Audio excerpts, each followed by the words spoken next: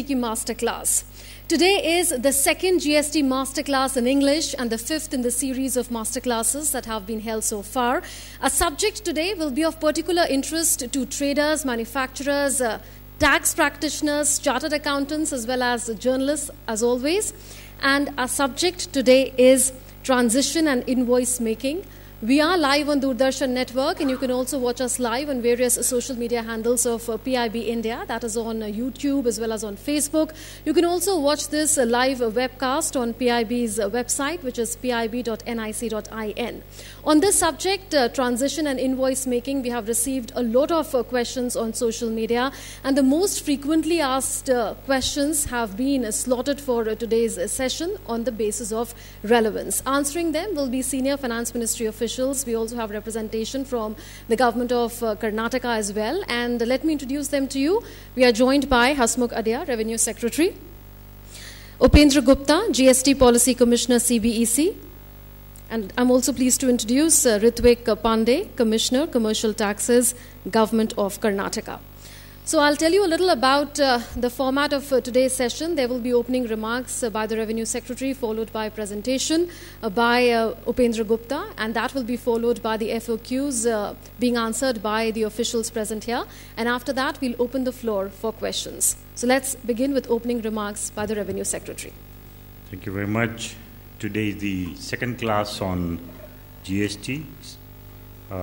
The subject today is transition and invoice related rules. The people are now transiting from the old system of VAT, excise duty and service tax into the GST regime. And there is a lot of stock which is available with people on 30th of June. So the questions arise in the mind of people as to how they are going to avail of the input tax credit on the goods which are held in stock as on 1st of July. So the transition rules refer to this particular matter. So today in our presentation, we would be explaining under what circumstances and to what kind of people this kind of a input tax credit is available. So we will talk in detail about it. The second subject is about the invoice. Now, a lot of people have got doubts about what kind of an invoice book should I make, what kind of detail should the invoice contain, and who all are supposed to maintain the invoice book, etc. So all these questions will be answered in the presentation relating to invoice. So today I'm glad to say that apart from the Central Government team which has been taking the masterclass, today we also have the presence of Mr. Ritvik Pandey, who is the in fact, now he has just been switched to the Secretary Budget in the Department of Finance in the Government of Karnataka. So he is also here today. He had come for one of our law committee meetings. So I requested him. He will also be here to answer your questions. So we start with the presentation. I'll request my colleague Upendra to kindly make a presentation. Thank you, sir. Like Revenue Secretary has mentioned, today's topic are twofold. One is transition and second in invoice. So in transition, because we'll not talk about the migration of taxpayers which has been covered yesterday.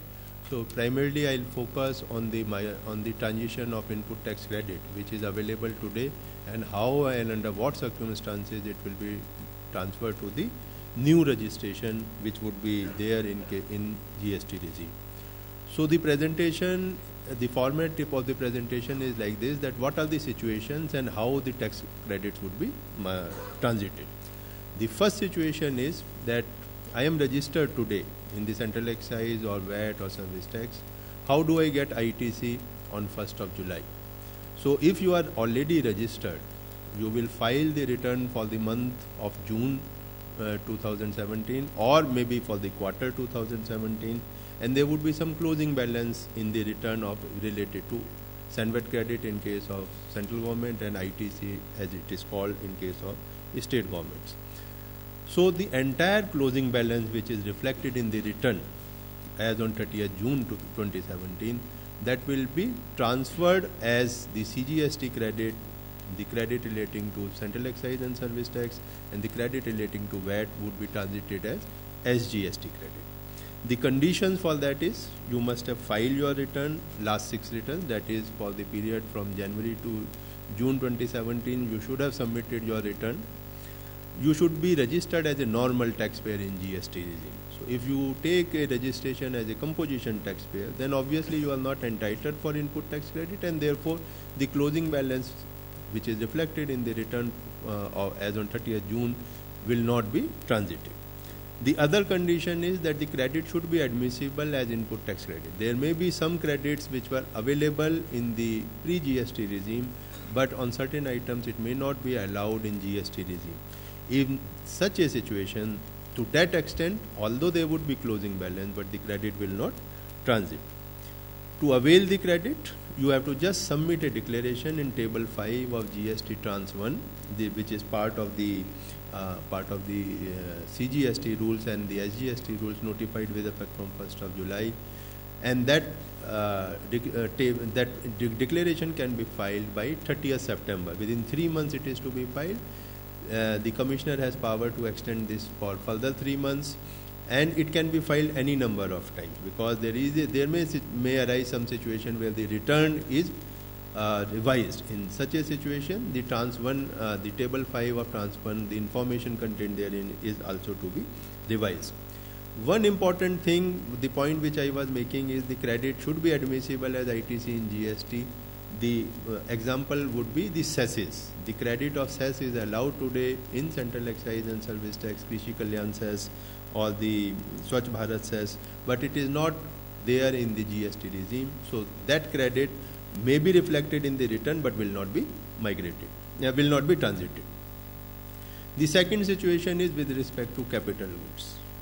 The capital goods, as you are aware, the credit is admissible in 2 installments. In most of the states also it is similar situation, so therefore the return would carry forward the balance only to the extent of 50%.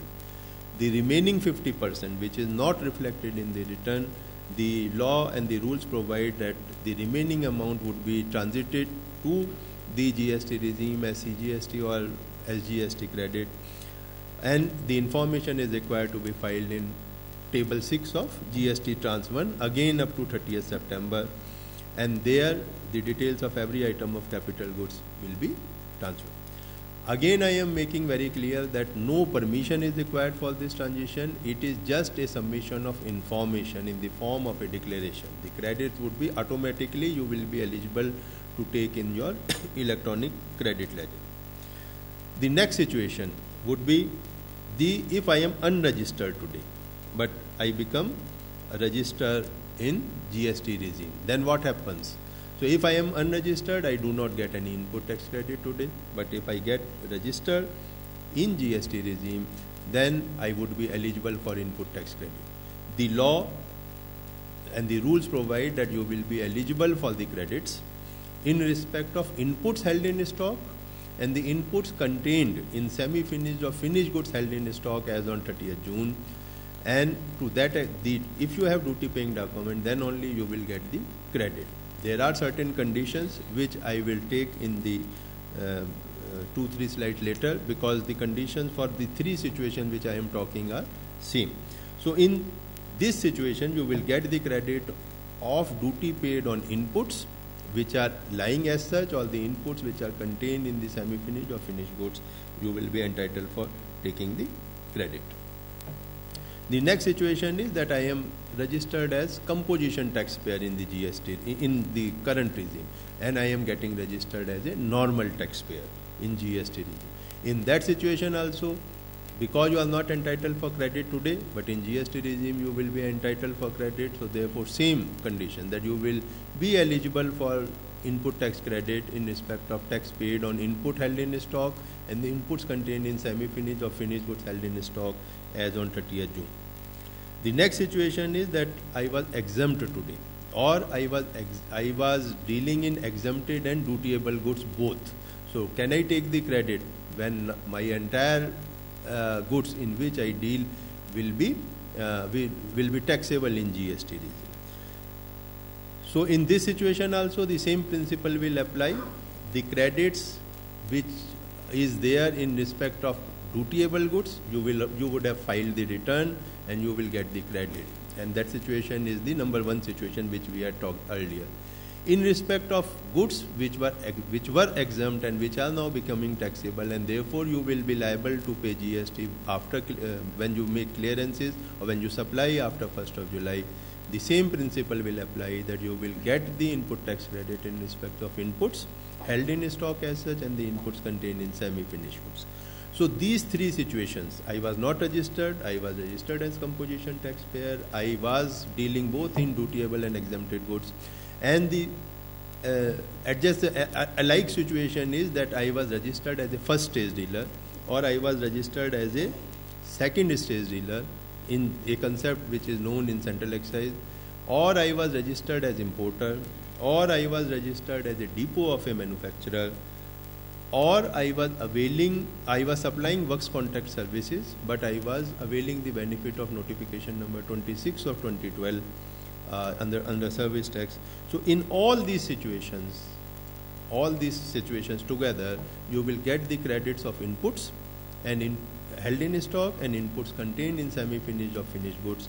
The important thing which is to be noted is that you will not get the credit of input services, nor you will get credit of capital goods. Now the conditions under which the credits would be admissible are like this. Next slide please. That the inputs or goods which are lying with you, on which you intend to take the credit, should be used for making taxable supplies in GST. That is one condition which is to be satisfied. Then all those goods or all those inputs or goods which are on which you want to take the credit, they should be entitled, they should be eligible for availing the input tax credit under the GST regime. If some of the goods are not entitled, then you will not get the credit. The third condition is that you must possess the duty paying documents evidencing that the duty has been paid on that. The fourth condition is that the invoice should not be more than 1 year old. So therefore, if the invoice is older to 30th June 2016, you will not be entitled to the credit.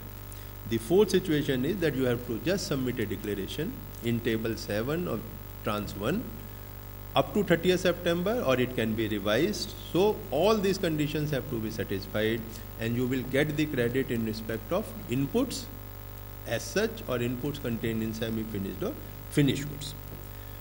Coming to the next situation, that I am a trader and therefore I was not registered under central excise or service tax, but I was registered under VAT. So what happens? Obviously, I do not have the duty paying documents evidencing the payment of central excise duty. So what happens in that situation? Because now I will be liable to pay CGST also on my supplies made after 1st of July. But the central excise duty is part and parcel of the value of goods which is lying with me. So in that situation, the credits, whether the credit would be admissible? The answer is yes, you will get the credit. If you have duty paying documents evidencing the central excise duty payment, you will get full credit. But if you don't have duty paying documents, in that situation what happens? The rules, rule 117 provides that you will get deemed credit at the rate of 60% or 40%, as the case may be. The 60% credit would be admissible if the rate of tax on the goods which you will supply is 18 or 28%, and if the rate of tax is 5 or 12, when I say 5 or 12, it is combined rate, 2.5% CGST, 2.5 SGST. So if the combined rate is 5 or 12, then you get 40% credit. So, and the credit would be given when you make the supply. So for example, if the supply is made in the month of August, let us say, and then the August return would be filed on 20th September. On 20th September, you will pay CGST of 2.5%. So 40% of 2.5% would be credited to your electronic credit ledger on 20th September. This is how the scheme would be operated. The scheme is there for a period of 6 months. So all this stock must be cleared before the end of the calendar year, that is 31st December, and you will get deemed credit. The condition is that you must have the documents for procurement of goods, because even if you were dealer, you were entitled for VAT credit, and therefore the VAT document must be available with you to show that you have procured the goods. The next condition is that the goods should not have been unconditionally exempt. The meaning of this is that, for example, if you are buying the goods from SSI unit today, or if you have bought these goods from a unit located in, let us say, Baddi or Uttaranchal, where the area-based schemes are operating. So even then, even though no duty was paid, but if you are buying goods from such entities, because these goods were not unconditionally exempt, you will be entitled for this deemed credit scheme. The condition is that the ITC which is allowed to you should the benefit thereof should be passed on to the consumer. You will get this credit 40% or 60%, but you will charge the tax. Now you can't charge full tax from the customer and yet avail the input tax credit. So that care has to be taken. For this, a declaration in Form Tran 2 is to be submitted at the end of every month. It is unlike Tran 1, which was to be filed by 30th September. This is to be filed by end of every month. And as I said, this scheme is for 6 months. One other scheme which we have introduced by amending the Sanvet credit rules, we have issued a notification, and notification number being 21 of 2017. It is a central excise non-tariff notification. It was issued and it has brought in a concept of what is called credit transfer document, CTD. It is specifically meant for the traders because they do not have any duty paying documents, and we are able to provide the benefit of deemed credit. So for certain high value items, and the scheme is like this, the CTD provides that if the value of the individual item is more than 25,000 rupees per piece, if they are identifiable by a distinct number, and if we have verifiable records of clearances and the duty payment related to each piece, then the trader, the one who is having the stock of such items, can request the manufacturer of such item, of those items, to issue a credit transfer document within a period of 45 days. That means from 1st July to 15th August, this request can be made by the trader to the manufacturer, and he would issue a CTD, and he will declare this information in trans 3. And if you have got this document, then you will get full credit of the duty paid by the manufacturer. So no deemed business. The only limitation which has been put is that in respect of entire stock available with you, either you will avail this CTD procedure, or you will follow the deemed credit procedure. You can't have mix and match. So either you follow this and you get full credit because you don't have duty paying document. This is a fresh document, the scheme for which has been declared on 30th June by this notification number 21 of 17 under central excise non-tariff notification. So the trader also gets full credit if he has duty paying documents. If he doesn't have duty paying documents, if he has CTD, then he gets full. Otherwise, he gets deemed credit. The next situation is that I was registered under VAT, so do I get the credit of CST, the central sales tax? Today also the central sales tax credit is not admissible, so therefore the law and rules provide that you will not get the CST credits. But if today against the C form, F form, etc., the ITC will not be allowed to be carried forward, but when you submit the C form, the surplus credit on account of interstate sale or on account of export sale, the surplus credit which is lying with the VAT dealer will not be allowed to be carried forward, but on submission of these forms, the refund would be permitted after the forms are submitted. The next situation is that I am an input service distributor registered today, but I was not able to distribute the input tax credit because I have received the invoices on which I have to distribute the credit after 1st July.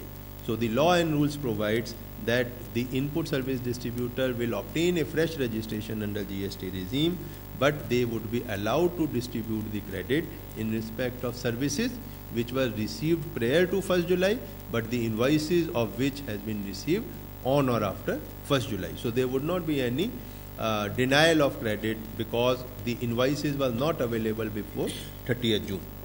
The next situation is that in service tax, as you are aware, today we have a provision of centralized registration. In GST, the service provider have to have state-wise registration. So they will be migrated from a centralized registration to state-wise registration. But today the credits is there only in one place. If some service provider is registered, let us say in Maharashtra, and now they are obtaining registration in 5 states because they are providing services from 5 other states also, then the credit would get transferred under first situation, because this person would be filing the return and the closing balance of the return would be transferred to the registration in Maharashtra. So can he distribute this credit to other 5 registrations? That was the issue, because the earlier he was paying tax from one place and he was taking credit also in one place, but now he will make supplies from 5 places and he will also require the credits transfers from 5 places, and because he will use that credit for payment of service tax after he makes the supplies, of payment of GST after he makes the supplies. So the law and rules provide that you will be eligible to transfer the credits as you want. So you can transfer the credits which is there in Maharashtra to all 5 states in whatever ratio you want. The only requirement is that you will submit this information in table 8 of form 10(1). The next situation is, which agitates the mind of the people, is that my appeal is pending, my revisionary proceedings are pending, my refunds are pending in pre-GST regime relating to SENVAT or relating to any demand. What happens to those situations? What happens when I get some relief in appeal or revision proceedings? So the law and rules provides that you will be eligible to get the refund if you get favorable order in appeal on revision procedures, or your refund application get decided after 1st July. The relaxation which has been provided in the law and rules is that today you do not get refund in cash, but in GST regime you will get the refund in cash, because otherwise if we transfer then it would have wasted. So we will allow you the refunds in cash. Although the principle of unjust enrichment, which is applicable even today and which has been provided in GST regime also, that principle would be applied. As far as recovery is concerned, if some demand has arisen for pre-GST period or some appeal has gone against the taxpayer in post-GST period, then the law provides that the recovery would be made first under the existing law, under the savings provisions, repeal and saving provisions, and if we are not able to recover in the pre-GST under the existing law, then the recovery would happen as per the provisions of the GST law.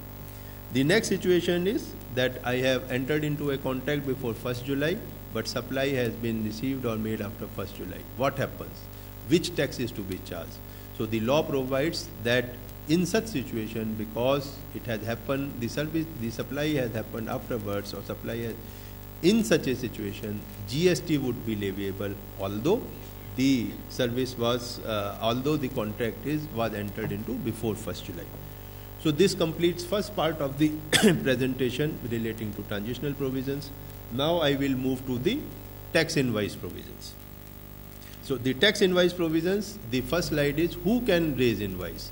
The tax invoice can be raised only by a registered person, and he can issue the invoice in 2 situations. If he is making a supply of taxable goods or services, then he must issue a taxable invoice, or if he is receiving taxable goods or services from an unregistered person, then also he must be issuing the tax invoice.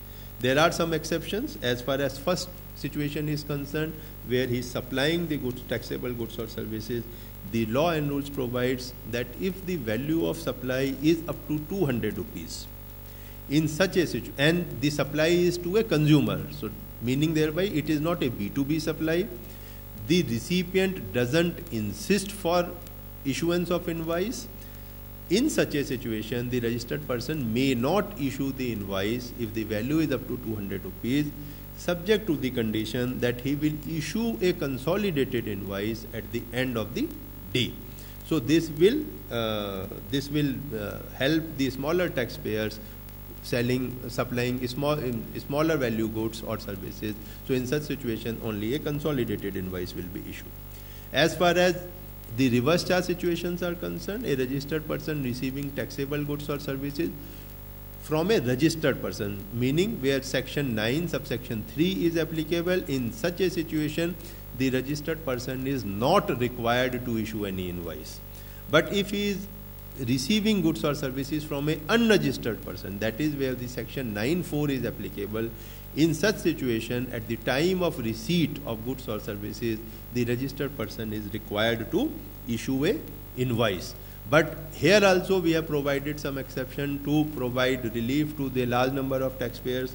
What has been provided is that if you receive goods or services from an unregistered person of a value up to 5,000 rupees per day from one or more suppliers, if the value is up to 5,000 rupees, we have given exemption from applicability of 9(4). No GST to be paid and therefore no invoice is to be raised. But if the value someday is more than 5,000 rupees, then at the end of the month, you will consolidate all such purchases in one invoice, and at the last day of the month you will issue one invoice to record all such receipts, value of which is more than this amount which I have just mentioned, where the reverse charge GST is to be paid on reverse charge basis. Now, what are the important contents of tax invoice? The important contents are that the GST of the supplier should be there, the consecutive serial number should be there, the date of issue of invoice should be there. If the recipient is registered, his GST should be mentioned. If he is not registered, then the name and address of the recipient should be there. HSN code should be there. HSN code, which digits? I will just come to that point a little later. Description of goods or services should be there. In case of goods, the quantity should be mentioned. The total value of the supply should be mentioned. Then the taxable value of the supply should be mentioned in the invoice. The tax rate, what is the central tax rate, what is the state tax rate, what is the integrated tax rate, and what is the cess. As you are aware, the tax is either central tax plus state tax, or central tax plus union territory tax, or integrated tax. So these are mutually exclusive. So the tax rates would be mentioned. The amount of tax charge of central tax and state tax or union territory tax, as the case may be, has to be there. The place of supply has to be mentioned. The address of delivery, if it is different than the place of supply, it should be mentioned. If the tax is payable on reverse charge basis, it should be mentioned, meaning thereby the contents on the invoice, whether you are receiving as supplier or whether you are issuing the invoice as recipient, are same. The only difference is this information that tax is to be payable on reverse charge basis. And the signature of authorized signatory should be there. There is a lot of misgivings about this, that the invoice has to be digitally signed. I am making it clear that there is no requirement of any digital signatures on the invoice. It can be issued by manual signatures also. Another misgiving that I must issue the invoice only electronically, that is also not clear. The invoice can be issued manually also. Once the GSTR 1 procedure etc. would come, not all the details are required to be uploaded, only few specified details would be required to be uploaded. And that can be done from a manual invoice also. No electronic invoice is required. Another message which is going around in social media is that if you are buying from big shopping malls etc., then you get the invoice split in various values. So if you get the invoice up to 1,000, the tax rate is 0. If it is up to 1,500, it is 2.5% and so on. It is only a rumor. There is no such provision in the law. Whatever value of goods or services you procure, the tax rates are only 4. 5%, 12%, 18%, 28%. In some cases, cess is there, and in jewelry there is some other rate.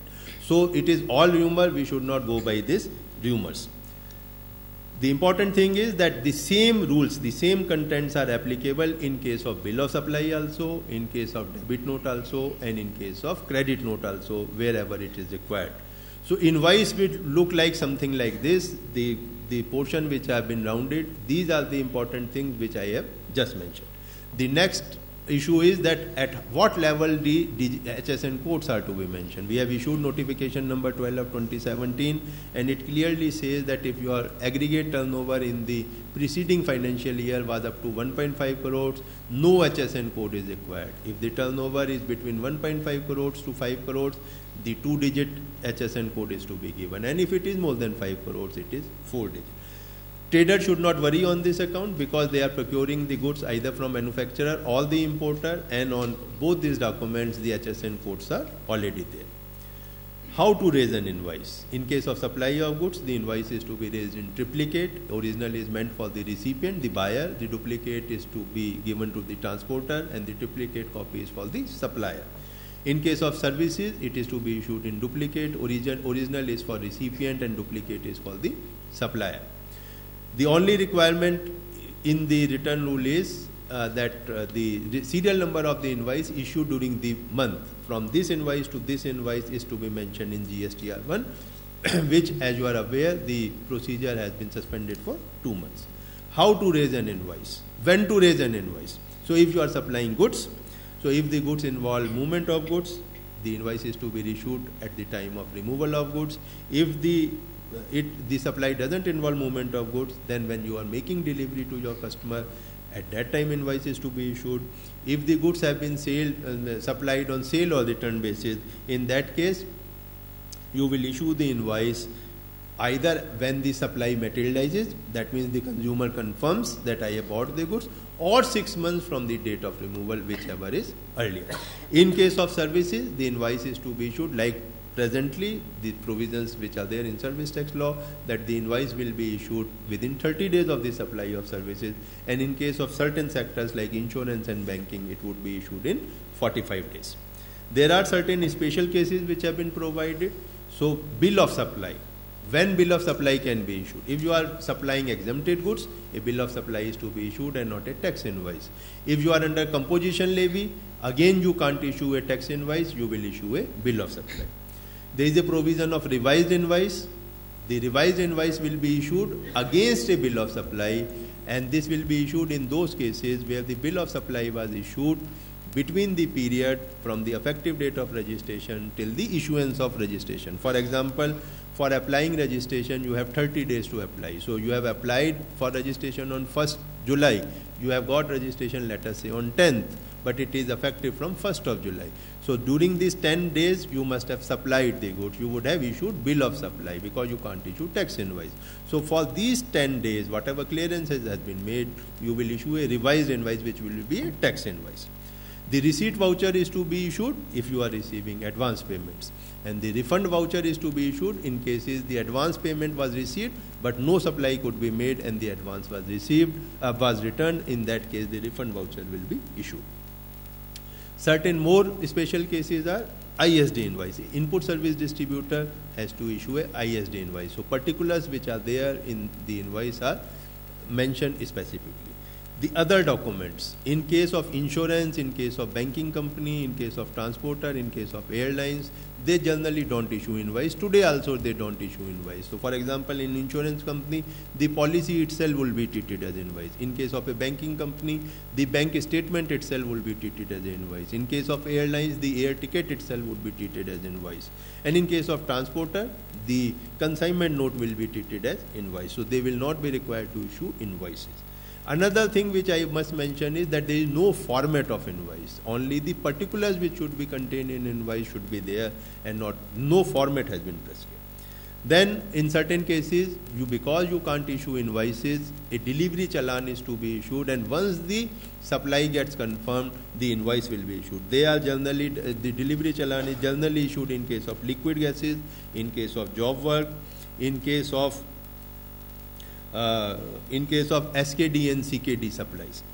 In case of export invoice, the invoice format, the particulars of invoice are similar, what is there in case of normal supplies, but it must contain an endorsement that the supply is meant for export on payment of integrated tax or under bond or letter of undertaking without payment of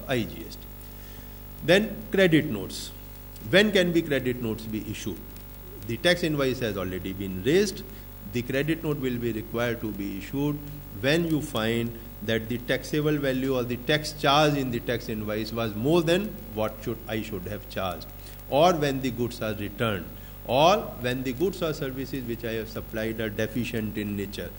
In all such situations, the credit note can be issued by the supplier to the recipient. The important thing to note is that he can issue a credit note any time, but to reduce his liability, because the credit note will have the effect of reduction in the output liability of the supplier. That would be allowed only if two conditions are satisfied, namely the credit note has been issued up to September of the next year.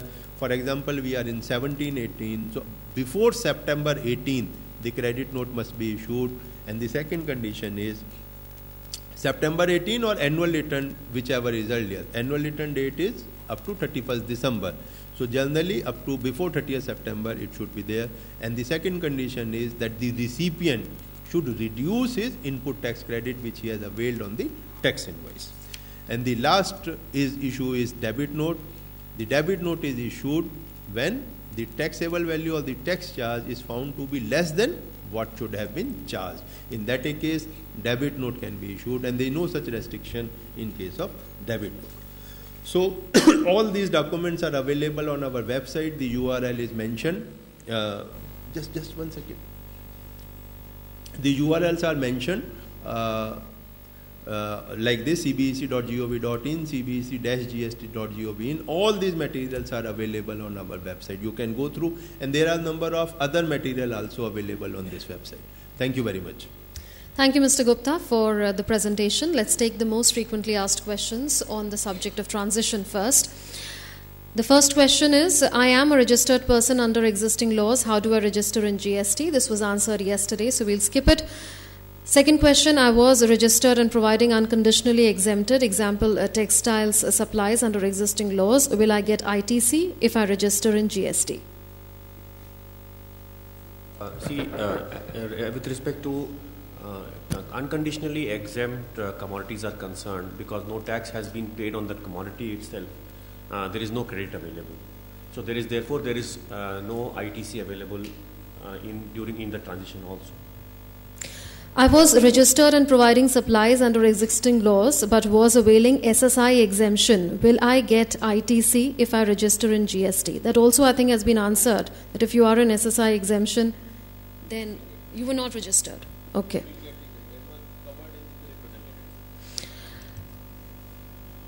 I was registered and providing job work services under existing laws. Will I get ITC if I register normally in GST?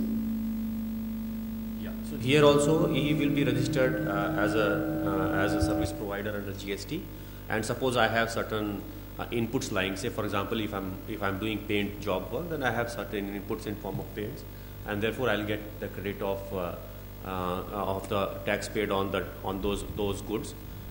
There are conditions, as Upendra sir just pointed out, that it should not have been purchased before 1 year from the transition date and all. I was registered and my inputs were sent for job work before 1st July 2017 but not returned. What will be the treatment in GST? In this situation, the law provides that if the goods are returned within 6 months, then no GST would be payable. But if the goods are not returned by the job worker to the principal, in such a situation, the input tax credit which was availed by the principal, because he has not reversed the credit while sending the goods to the job worker, that will have to be reversed by the principal. The other condition is that both the principal and the job worker should have declared on 1st July that these are the principal would declare that this is the quantity lying with the job worker, and job worker would decide that this is the quantity in respect of one or more principals was lying with him.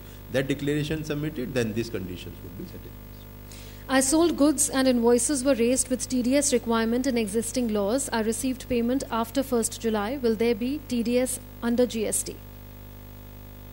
In TDS, because the invoice has been raised before 1st July, the tax is payable under the earlier regime.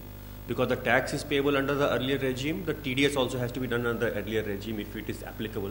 Under GST, there is no TDS requirement because the time of supply happened before the transition date. My goods or capital goods are lying with my agent on 1st July. Will I get input tax credit carry forward? Here, see, if the goods are lying with the agent and it is a purchase by me, so it was my input tax credit. But now, if the agent after the transition date, because if he supplies the goods, the liability will come on him. So the law says that this credit should be reduced by the principal, and the credit should be taken by the agent. So I will not be eligible for ITC. The agent will be eligible for ITC. I paid service tax in advance for work contract services, but actual supply completed after 1st July. What will be the treatment under GST? So in this case, as per the present service tax law, the tax is payable on receipt of advance. So when I have received the advance before 1st July, I would have paid the service tax. So to that extent, I will not be required to pay GST. Meaning thereby, if the contract, let us say, was for 10 lakhs, I had received 5 lakh rupees as advance, so I would have paid service tax on 5 lakh rupees. Now remaining 5 lakhs, I will issue the invoice for entire 10 lakhs, but the point of taxation, the time of supply will arise in GST regime only to the extent of 5 lakhs. So on 5 lakhs, I will pay GST, and I will not pay any GST because I have already paid service tax on 5 lakhs before 30th June. I received inputs or input services after 1st July, but tax was paid under the existing law. Will I be eligible to avail input tax credit? You will be eligible. My old contracts got revised and prices have changed. What will be the treatment under GST?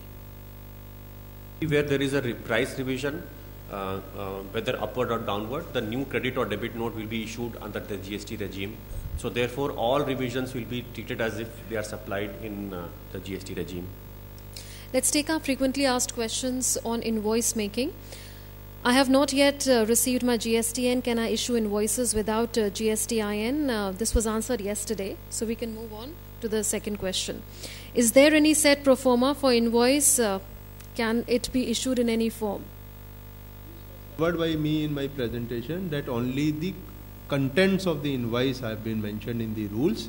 No pro forma has been prescribed. So the taxpayers are free to have any pro forma which they want as long as the prescribed contents are contained in the invoice.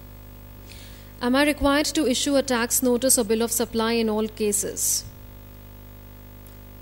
This also was covered by Upanta Sani's presentation, that where the value of supply is less than 200 rupees and the recipient is not insisting on an issue of invoice in a B2C supply, there is no need to issue a supply for a bill of supply or invoice for every supply. It can be done on a consolidated basis at the end of the day. I am a retailer and I supply both taxable and exempt products to the same person, B2C. Am I required to issue tax invoice and bill of supply separately? No, here also I can issue one invoice. In the same invoice, I can show taxable as well as exempt supplies separately. Will my invoice having many different products at different tax rates be considered as a mixed supply? It will not be a mixed supply as long as I am showing the value of individual items differently. So if I am selling 3 products attracting 5, 12 or 18%, so as long as I charge different price for all 3 items, it will not be mixed supply. So I will, on my invoice, I will show 3 different line items and show the different tax rates and the different tax amount, and accordingly I will charge the tax. Are all expenses like freight, insurance, etc. to be shown separately in the invoice? It will depend on how the contract has been designed. If it is designed to be charged separately, then it will be shown separately in the invoice. Otherwise, it forms part of the one supply itself. Should I make an invoice to self for reverse charge payments? This point was covered in the presentation that if you are receiving supplies which are subject to reverse charge under 9(3), because the goods or services are there on which the tax is to be paid by the recipient, in that case invoice is not to be issued. But if you are receiving supplies which are from an unregistered person under 9(4), then you will be required to issue self-invoice. That too only in those cases where what I had explained, that if the value was more than 5,000 rupees per day from one or more persons, and only a monthly invoice is to be issued. How do I issue invoice in case of receipt of supplies liable for reverse charge? covered? As sir pointed out, that if for all supplies reverse charge which are above 5,000 rupees, one consolidated invoice can be issued at the end of the month, because I am paying tax and I am taking credit on that invoice. So one consolidated invoice is enough. If invoice is raised in June and supply was completed in July, will GST apply? Also, because invoice has been raised in June itself, so the liability has arisen under the earlier tax regime itself. So even though the supply is being completed in July, the time of supply or the time of sale or the time of provision of services happened already in the earlier regime. How will credit or debit note from unregistered supplier be reported to GSTN and input tax credit claimed for the same? Here also it is like invoice only. So like invoice, I am doing a self-invoicing, I will be doing a self-credit note and debit note. Can we move construction material to builders on delivery challan and issue tax invoice post completion of the activity? Delivery challan is made for goods where supply is either there is no supply, or where there is supply is there but certain particulars of supply are not known. So in such cases where suppose machinery is being moved, so delivery challan will be there. But where construction material is being moved and it is being invoiced, there specific invoice should be issued. Can I issue manual invoices? That has been answered in the presentation. That you can issue manual invoices. Let's move on. Can I continue the serial number of invoices which I have issued under the existing laws? This is the choice of the taxpayer from what serial number they want to issue. If they want to continue the same serial number, they can do it. The only requirement is that the invoice post 1st July must contain the particulars which are prescribed in the rules. Some more questions have come on social media. Rajesh Sawant has asked with the hashtag AskAdhia. In purchase invoice, CGST is 14%, SGST is 14%, cess is 5%, levy is 4,170 per 1,000 stick charged. How do I make a bill to the consumer? In this case, the invoice must indicate the amount of tax rate and the tax amount separately. So first you will show the value of supplies, then you will show the CGST rate and the amount, SGST rate and the amount, and the cess, and the total will include the value and all CGST, SGST as well as cess. Prabhesh Kumar has asked a question. Is it mandatory to print PAN number of stock receiving dealer on tax invoice? In the GST invoice, you have to mention the GST of the recipient. So if suppose the stock transfer is the recipient of the stock transfer is if it is interstate, then it is in the course of it is a supply, and therefore the GST of the recipient will be mentioned, not the PAN actually. Kamlesh Changrani has asked, enlighten on procedure for a trader for taking input tax credit on SENVAT credit for stocks held on 30th June. So this was elaborately covered in the presentation. Just for the sake of clarity, I will again repeat. If the trader has the duty paying documents, he will get full credit. But if the trader, and when I say duty paying documents, including the credit transfer document which has been prescribed under central excise on 30th June. If the trader doesn't have any duty paying documents, then he will be eligible to avail 40% or 60% as deemed credit. 40% in those cases where the tax rate is 5 or 12%, and 60% where the rate is 18 or 28%. The credit would be allowed in the month in which the supply was made and when the output CGST has been paid. So you pay the CGST and you take this much credit in your electronic credit ledger in that month. And this scheme is there for 6 months. So all this pre-GST regime stock must be cleared by 31st of December. One last question. Is it mandatory for composition trader to provide bill to customer? This has been reiterated many times by the Secretary himself. The answer to this is no, it is not mandatory. So let's open the floor to questions now. If you have any questions, please raise your hands. So, in an e-commerce platform, the sale happened before the GST rolled out, but goods were returned, they came back after the GST was rolled out. What would be the these goods? So when, just I would like to inform you that TCS provisions have not yet been notified, and they'll be notified sometime later. And when they're notified, and then suppose this thing happens, because the law says that it is on the net value of taxable supplies. So net means what is the outward supplies minus what are the credit notes issued. So even if that good was supplied before GST, doesn't matter, because the return is happening during the GST regime. It will form part of the negative part of the net supplies. Any other question?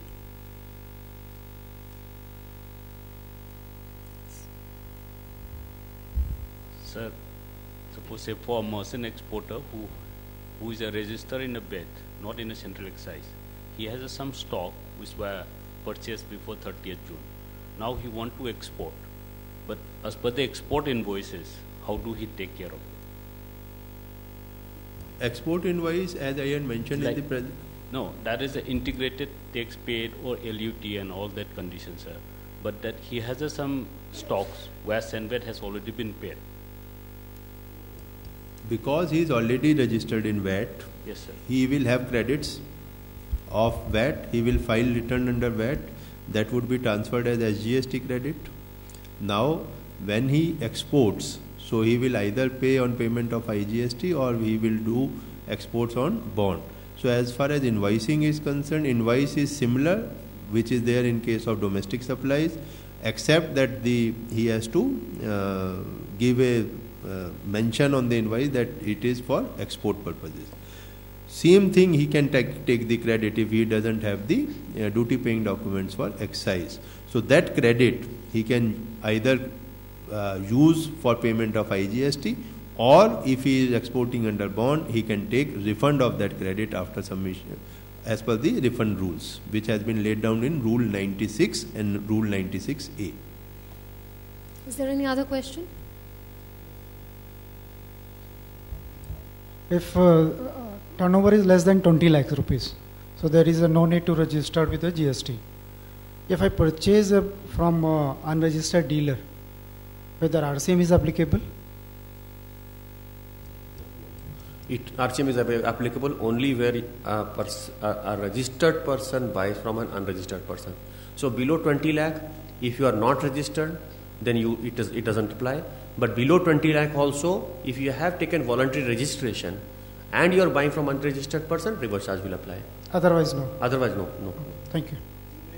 You may be unregistered because you are dealing in exempted goods. So in that situation also, RCM will not apply.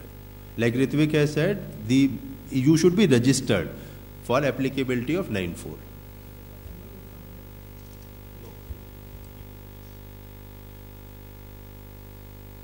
Invoice rule says that I have to issue. Hello, I have to issue revise once I am allotted station. Gap of sales. I will We'll change your mic, yes. I repeat my question. Suppose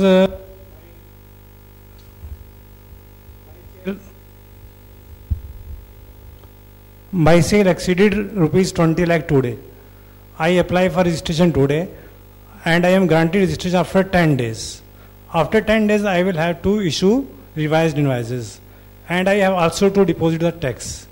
During these 10 days, I have not collected any tax.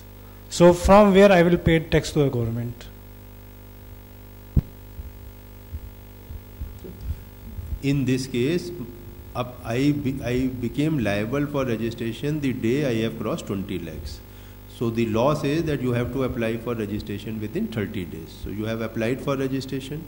Now after 10 days when the registration is granted, it will be effective from the date of application, the date on which you have, because you have applied within 30 days of becoming liable.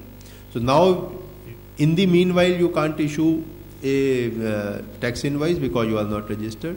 So when you get registered and the registration is effective from the date of application, that is the date you cross 20 lakhs, then you are allowed to issue bill of the tax invoice. If you are able to recover the tax from your customer, then you can increase the value of the supply. If he says no, I will not give you, then the value itself would be treated as cum tax value. The valuation rules provide that if you don't recover anything over and above the invoice, over and above the amount which is shown there, then that value itself will be treated as inclusive of tax. Please take the mic first. You can pay out of that tax amount, or you can recover from the customer.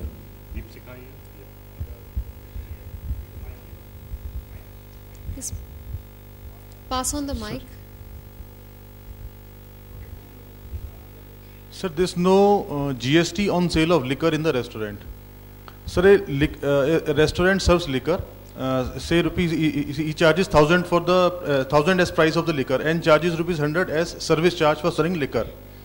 So, sir, as per VAT Act, the part of service charge is still is a part of consideration for the liquor. So, would service charge would apply GST would apply on the service charges, or it would be taxed under the VAT Act? I'll reply to that. Anything which is served as part of the restaurant bill will be subject to GST, right? So restaurant bill itself will have total GST of 18% if it is an air-conditioned restaurant, or 12% if it is a non-air-conditioned. So whether liquor is served or cold drink is served or food is served, on the entire value of food bill which is there in the restaurant, including service charge, if the restaurant has charged something called service charge, again there is a confusion among people, so people should not. Whatever restaurants are putting by way of a service charge, that is not a service tax. That is something in lieu of tip. It is like a compulsory tip that restaurants are putting, service charge. So on that portion also, of course, on the portion of service charge charged by the restaurant also. So the entire total bill of the restaurant on that, SGST, CGST will apply. Deepshika. Alcohol ki value. No. Sorry. Suppose I have gone to have dinner, so 500 rupees is the food bill, 1,000 rupees is the alcohol, 100 rupees is the service charge. Now total bill is 1,600 rupees. So on what I will pay GST, that is the issue, and at what rate. So like Revenue Secretary sir has just mentioned, it is either 12% or 18%. It may be 5% if he is adopting composition. So I will not touch about that 5% thing. If it is 12 or 18%, the GST would be payable on 600 rupees. 500 rupees food bill, 100 rupees service charges. On 1,000 rupees, you will charge VAT. Because that's right, yeah, I'm sorry. Yeah, VAT will be separately charged in the bill on alcohol commodity. The goods of alcohol which is consumed, on that VAT will be charged in the restaurant bill. And on the remaining items of food as well as service charges, there will be a GST. Correct, yeah, good for. Sir, in case of car leasing, I took a car lease before July 1. But the lease continues post GST launch. Now, central excise has been paid on this car. Will I be able to get input credit for that? As of now, not as of now. It will be a problem. There are a lot of representations on this about transition for lease service industry. We are looking at those representations, but we are not sure how to handle this. Are there any other questions? I'll ask the last question then, and that is that can the consumer come to know on the bill whether he or she is getting in the bill the benefit of input tax credit? It's a very good question. In fact, in case of restaurant, earlier whatever was charged by way of service tax, there was no input tax credit available for food items which are served. Now that input tax credit is available. So most of the restaurants should revise their menu list, and the rate of rates which are charged on food item, that should be revised downwardly because of the input tax credit which is now available. And on top of that, they can charge 12% or 18% thing. So input tax credit has to be accounted for now in form of reduction in the value of supplies which they are giving. Thank you, Mr. Adhia and Mr. Gupta and Mr. Pandey for having joined us. That's all the time that we have for you as far as today's masterclass is concerned, and we'll be joining you tomorrow live at 4:30 p.m. again The subject tomorrow will be composition and record keeping, and do remember to tweet your questions with hashtag #AskAdhia.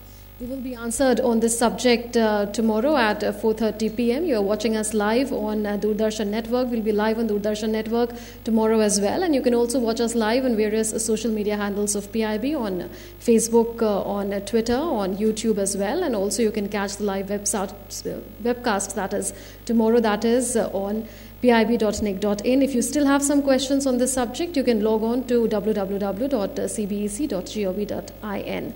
Thank you so much for watching.